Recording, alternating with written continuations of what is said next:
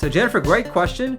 Why does traveling seem to exacerbate IBS? Oh, it's just such a great question. I have a couple of videos on what you can do to help out with this. I would encourage you to look on my YouTube page and Facebook page for that. But traveling makes IBS worse for a lot of different reasons. Number one, you are in a different environment than which you normally are in. So for example, you're traveling, you're in a different city with different foods, different hygiene, different ways of eating. Typically when you're traveling as well, you're going long distances without your normal routine. So you're not using the restroom as regularly as you would like, or if you're on an airplane, that change in altitude will change how much water gets absorbed in your colon. Number three, you may not be moving as much, and that may make IBS issues a lot worse.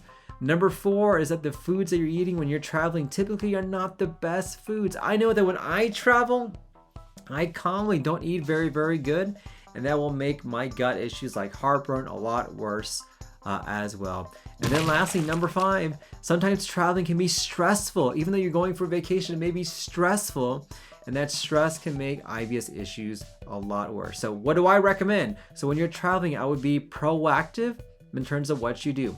So number one, if you can plan where you're going to eat, try and do that. Number two, make sure you drink a lot of water. Number three, make sure you can plan your restroom stops when you're traveling. If you're traveling by car, use the restroom, plan those stops, walk around, do what you can. If you're traveling by plane, know where the bathrooms are and be proactive when you do that.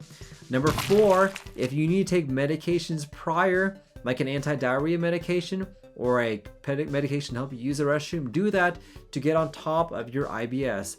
And then lastly, number five, you may want to consider eating a lot of prebiotic foods, which will help out when it comes to IBS issues just in general. Great question. It's a very common problem to have. Let me know in the comments down below if you have any other tips that you'd recommend whenever you're traveling with IBS.